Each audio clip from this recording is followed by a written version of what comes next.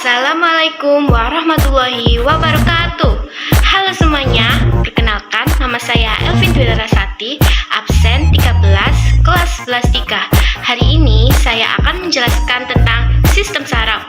Yuk kita simak bareng-bareng. Sebelum membahas lebih lanjut mengenai sistem saraf, kita perlu mengetahui terlebih dahulu apa itu sistem saraf. Jadi, apa sih sistem saraf itu?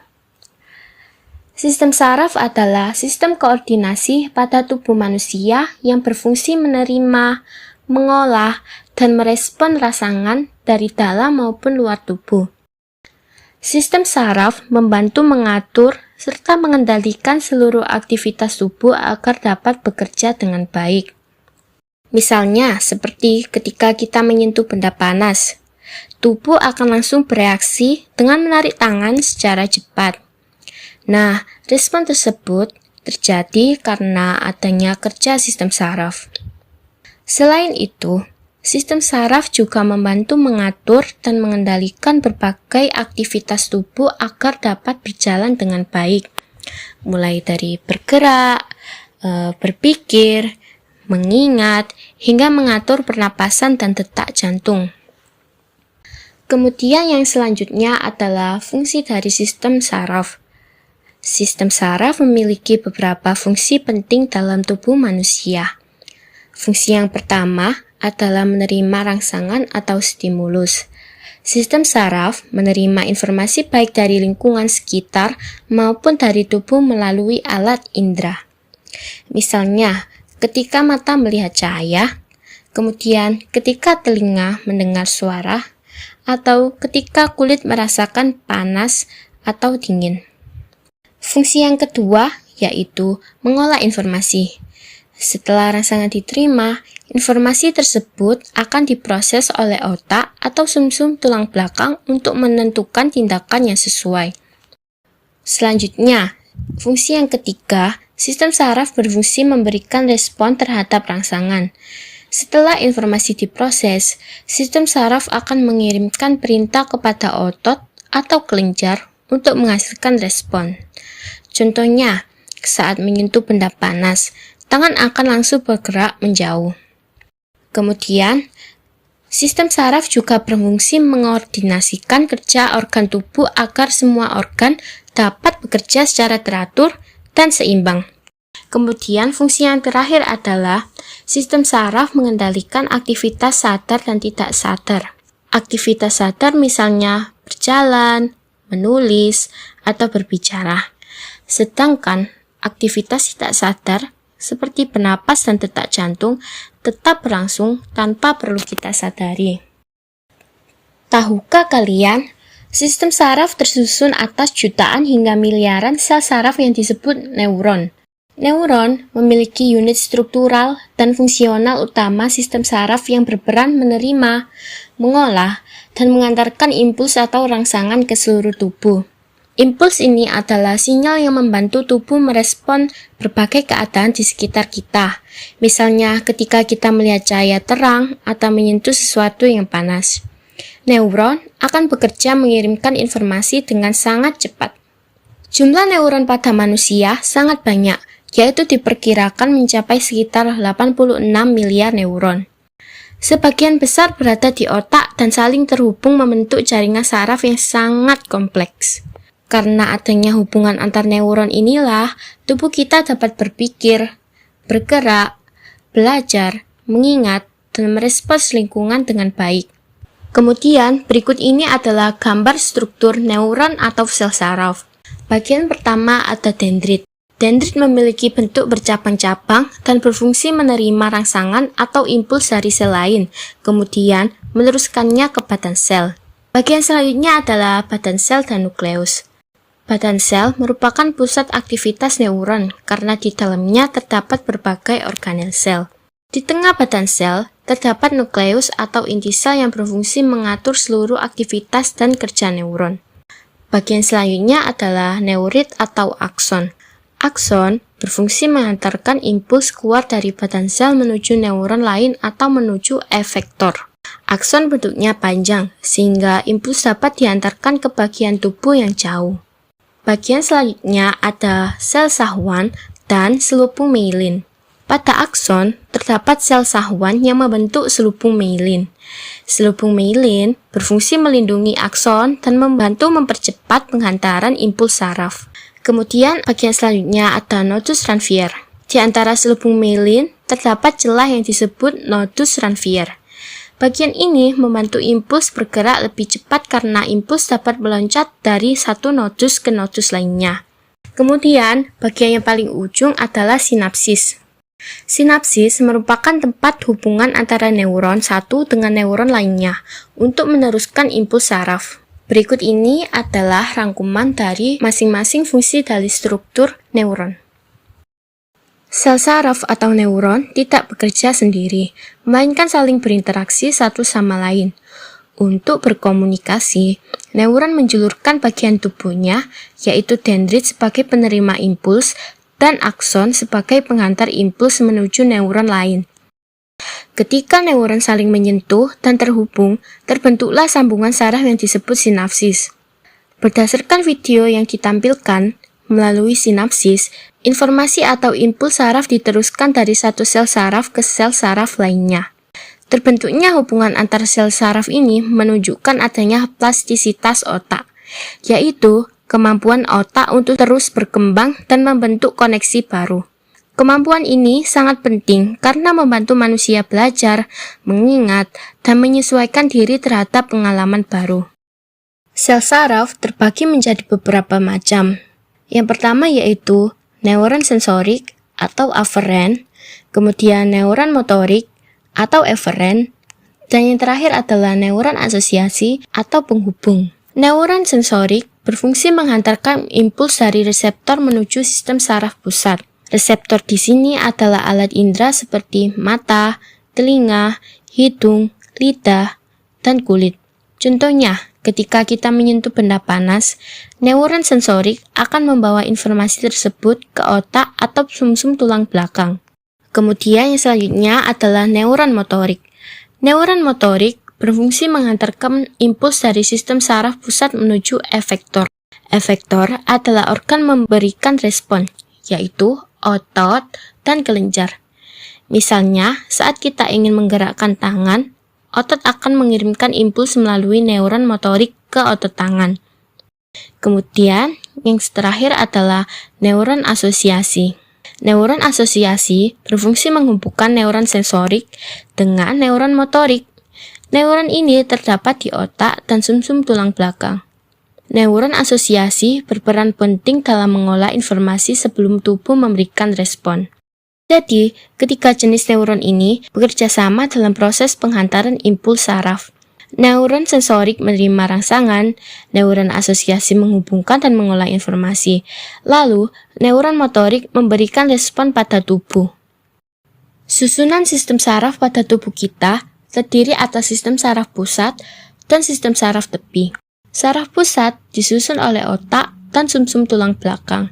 Sedangkan saraf tepi dibedakan menjadi berdasarkan tempat terbagi atas saraf kranial dan saraf spinal. Berdasarkan fungsinya ada saraf somatis dan saraf otonom. Sistem saraf pusat adalah bagian sistem saraf yang berfungsi sebagai pusat pengendali dan mengatur seluruh aktivitas tubuh. Sistem saraf pusat dilindungi oleh selaput meninges. Sistem saraf pusat terdiri dari otak dan sumsum tulang belakang. Fungsinya adalah menerima informasi dari seluruh tubuh, mengolah informasi tersebut, lalu memberikan perintah atau respon yang sesuai. Bagian pertama dari sistem saraf pusat adalah otak. Otak merupakan pusat saraf utama karena berperan mengatur seluruh aktivitas tubuh. Bagian luar otak atau korteks yang berwarna abu-abu, bagian ini banyak mengandung badan sel saraf yang disebut dengan substansi grisea. Bagian dalam otak atau medula yang berwarna putih, bagian ini banyak mengandung neurit dan dendrit yang disebut substansi alba. Kemudian berikut ini adalah struktur dari otak. Otak kita terdiri dari bagian-bagian berikut: cerebrum atau otak besar, kemudian talamus, hipotalamus, dan kelenjar pituitari. Ketiganya merupakan bagian dari diencephalon atau otak depan. Kemudian ada mesencephalon atau otak ketengah, cerebellum atau otak kecil, pons dan medulla oblongata sebagai brainstem atau batang otak. Mari kita bahas lebih lanjut setiap bagiannya. Bagian pertama adalah otak besar. Otak besar berfungsi dalam pengaturan semua aktivitas yang berkaitan dengan kepandaian atau intelijensi, ingatan atau memori, kemudian kesadaran dan pertimbangan. Otak besar menjadi pusat pengaturan semua kegiatan atau gerakan yang kita sadari. Otak besar terdiri atas dua belahan. Setiap belahan terdiri atas 4 lobus, yaitu lobus frontalis sebagai pengendali gerakan otot rangka dan tempat terjadinya proses intelektual. Lobus occipitalis untuk pusat penglihatan.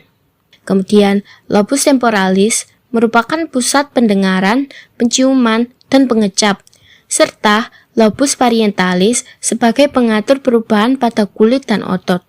Bagian yang kedua adalah otak depan atau diencephalon. Otak depan terdiri atas hipotalamus dan talamus.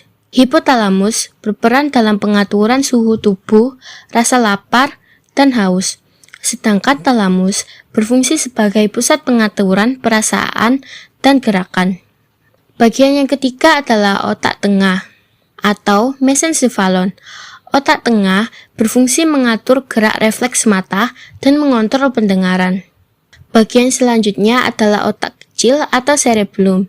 Otak kecil terletak tepat di bawah bagian posterior otak besar. Pada bagian bawah otak kecil terdapat jembatan Farol. Otak kecil berfungsi untuk mengatur keseimbangan gerak, koordinasi gerak otot, dan posisi tubuh. Bagian yang berikutnya adalah jembatan Farol atau pons Faroli. Jembatan Farol berfungsi untuk menghantarkan impuls otot-otot bagian kiri kanan tubuh dan menghubungkan otak besar dengan otak kecil. Bagian yang terakhir adalah sumsum lanjutan atau medulla oblongata. Medulla oblongata merupakan lanjutan otak yang menghubungkan otak dengan sumsum tulang belakang. Medulla oblongata berfungsi untuk mengatur denyut jantung, pelebaran dan penyempitan pembuluh darah, gerak alat pencernaan, sekresi kelenjar, bersin, sendawa, batuk, muntah, dan mengatur gerak alat pernapasan. Bagian saraf pusat kedua adalah sumsum tulang belakang.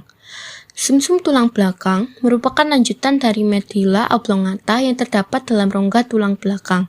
Bagian luar atau tepi yang berwarna putih disebut substansi alba, dan bagian dalamnya yang berwarna abu-abu disebut substansi grisea. Sumsum tulang belakang berfungsi untuk menghantarkan impuls dari dan ke otak serta sebagai pengatur gerak refleks. Berikut ini adalah gambar dari struktur sumsum tulang belakang. Bagian yang pertama adalah saraf spinal. Saraf spinal adalah saraf yang menghubungkan sumsum tulang belakang dengan tubuh. Fungsinya adalah menghantarkan impuls dari dan ke sistem saraf pusat. Yang kedua ada bagian dalam. Bagian dalam adalah bagian tengah sumsum tulang belakang yang banyak mengandung badan sel saraf. Fungsinya adalah untuk tempat pengolahan impuls saraf. Kemudian bagian yang ketiga adalah bagian tepi. Bagian tepi adalah bagian luar sumsum tulang belakang yang banyak mengandung serabut saraf. Fungsinya adalah menghantarkan impuls saraf. Kemudian bagian selanjutnya adalah kanal pusat. Kanal pusat adalah saluran kecil di tengah sumsum tulang belakang yang berisi cairan cerebrospinal. Fungsinya adalah melindungi dan menyalurkan nutrisi pada sistem saraf pusat. Selanjutnya ada sayap dorsal. Sayap dorsal adalah bagian belakang sumsum tulang belakang. Fungsinya adalah menerima impuls sensorik dari reseptor. Yang selanjutnya ada sayap ventral, merupakan bagian depan sumsum tulang belakang. Fungsinya mengirim impuls motorik ke efektor. Selanjutnya ada badan sel neuron motorik, yaitu bagian neuron motorik yang mengandung inti sel, berfungsi untuk mengatur aktivitas neuron motorik. Yang selanjutnya ada akson neuron motorik, yaitu serabut panjang dari neuron motorik. Fungsinya adalah untuk mengantarkan impuls menuju efektor. Kemudian, bagian yang selanjutnya adalah badan sel neuron sensorik. Bagian neuron sensorik yang mengandung inti sel. Fungsinya adalah mengatur aktivitas neuron sensorik. Bagian yang terakhir adalah akson neuron sensorik, yaitu serabut panjang dari neuron sensorik. Fungsinya adalah menghantarkan impuls dari reseptor ke sistem saraf pusat. Kemudian yang selanjutnya adalah bagian saraf tepi berdasarkan letaknya. Saraf kranial, yaitu saraf yang berasal dari otak. Fungsinya untuk mengatur dan menghantarkan impuls antara otak dengan organ-organ di kepala. Saraf kranial berjumlah 12 pasang. Kemudian selanjutnya ada saraf spinal. Saraf spinal adalah saraf yang berasal dari sumsum tulang belakang. Fungsinya untuk menghantarkan impuls antara sistem saraf pusat dan seluruh bagian tubuh. Saraf spinal berjumlah 31 pasang, terdiri dari 8 pasang saraf leher, 12 pasang saraf punggung, 5 pasang saraf pinggang, 5 pasang saraf pinggul, dan sepasang saraf ekor. Nah, dari 12 pasang saraf kranial tadi terdiri atas saraf olfaktori, optik, okulomotor, troklear, trigeminal, abdusen, fasial, auditori, glosofaringel, vagus, aksesoris spinal, dan hipoglosar. Kemudian yang selanjutnya adalah sistem saraf tepi berdasarkan fungsinya. Sistem saraf tepi berdasarkan fungsinya terdiri atas sistem saraf somatik dan sistem saraf otonom. Yang pertama ada saraf somatik atau saraf sadar adalah saraf yang mengatur gerakan yang disadari seperti gerakan kaki yang melangkah. Berdasarkan arah impuls yang dibawanya, saraf somatik dibagi menjadi sistem saraf aferen yang membawa impuls dari reseptor ke saraf pusat. Kemudian sistem saraf eferen yang membawa impuls dari saraf pusat ke efektor. Kemudian yang selanjutnya adalah saraf otonom. Saraf otonom atau saraf tidak sadar adalah sistem saraf yang mengendalikan gerak organ yang bekerja secara otomatis. Contohnya, gerak otot bolos, otot jantung, pembuluh darah, usus, lambung, dan kelenjar. Sistem saraf otonom terdiri dari saraf simpatik dan saraf parasimpatik yang bekerja berlawanan. Dan inilah fungsi dan kerja saraf simpatik beserta letaknya. Saraf parasimpatik bekerja saat tubuh dalam keadaan tenang atau istirahat. Fungsinya adalah menormalkan dan menghemat energi tubuh. Sedangkan saraf simpatik bekerja saat tubuh dalam keadaan tegang, takut, marah, atau saat membutuhkan banyak energi. Fungsinya adalah mempersiapkan tubuh menghadapi keadaan darurat. Contohnya, seperti saraf simpatik melebarkan pupil mata, maka saraf parasimpatik menyepikan pupil mata. Oleh karena itu, mereka disebut bekerja berlawanan. Begitupun seterusnya. Selanjutnya, ada bentuk gerak dari stimulus sistem saraf. Setiap impuls yang menghasilkan gerakan akan membentuk dua jenis gerak, yaitu gerak biasa dan gerak refleks. Gerak biasa merupakan gerak yang disadari. Contohnya, melangkahkan kaki menuju suatu tempat, berlari, dan menyapu. Kita lihat mekanisme kerja gerak biasa. Mekanisme kerja gerak biasa dimulai dari hantaran impuls pada gerak biasa yang dimulai dari reseptor. Sebagai penerima, rangsang impuls tersebut kemudian dihantarkan menuju neuron sensorik, untuk kemudian diolah di otak. Respon dari otak oleh saraf motorik dihantarkan ke efektor sehingga terjadilah gerakan. Kemudian yang kedua ada gerak refleks. Gerak refleks merupakan gerak yang tidak disadari. Hantaran impuls pada gerak refleks mirip seperti gerak biasa. Bedanya, impuls pada gerak refleks tidak melalui pengolahan pusat saraf. Neuron di otak hanya berperan sebagai konektor saja. Ada dua macam neuron konektor, yaitu neuron konektor otak dan neuron sumsum tulang belakang. Contoh gerak refleks yang melalui neuron konektor otak yaitu ketika pupil mata mengecil saat terkena cahaya yang terang. Kemudian, gerak refleks yang melalui neuron konektor sumsum tulang belakang contohnya yaitu tangan dikembangkan untuk menjaga keseimbangan tubuh saat kita terjatuh. Mekanisme kerja gerak refleks. Urutan perjalanan impuls pada gerak refleks dimulai dari reseptor. Impuls diantarkan neuron sensorik melewati otak, kemudian dikirim ke sumsum tulang belakang. Di sumsum tulang belakang, impuls akan diproses untuk diantarkan ke neuron motorik. Neuron motoriklah yang akan menyampaikan ke efektor, sehingga terjadi gerakan yang tidak disadari. Prinsip penghantaran impuls. Setiap impuls yang masuk dalam sistem saraf dapat diantarkan melalui dua cara, yaitu melalui neuron dan melalui sinapsis. Pengantaran impuls melalui neuron. Pengantaran impuls melalui neuron terjadi karena adanya perbedaan muatan listrik antara bagian luar dan bagian dalam membran serabut saraf. Ketika istirahat, bagian luar membran serabut saraf bermuatan listrik positif, sementara itu bagian dalam membran serabut saraf bermuatan listrik negatif. Keadaan ini dinamakan polarisasi. Ketika menerima rangsangan berupa impuls, permukaan luar membran serabut saraf bermuatan negatif dan permukaan dalamnya bermuatan positif. Keadaan ini disebut depolarisasi. Selanjutnya, akan terjadi aliran listrik dari daerah bermuatan listrik negatif ke daerah bermuatan listrik positif. Impuls kemudian diteruskan ke neuron. Dari neuron, akhirnya menuju sumsum tulang belakang dan otak. Impuls tersebut diolah oleh otak dan sumsum tulang belakang, sehingga timbul tanggapan atau respon. Respon kemudian diubah menjadi impuls dan diteruskan ke neuron motorik hingga ke efektor. Sedangkan penghantaran impuls melalui sinapsis dimulai dari membran parasinapsis, kemudian vesikel-vesikel akan menuju membran parasinapsis karena pengaruh Ca2+. Vesikel akan melepaskan neurotransmitter yang berfungsi untuk menghantarkan impuls ke ujung dendrit, sel saraf lainnya. Neuron transmitter akan menerima impuls dan berdifusi melewati celah sinapsis. Kemudian, berikatan dengan reseptor yang berada di pasca sinapsis. Ikatan ini menyebabkan impuls bisa diteruskan ke saraf lain.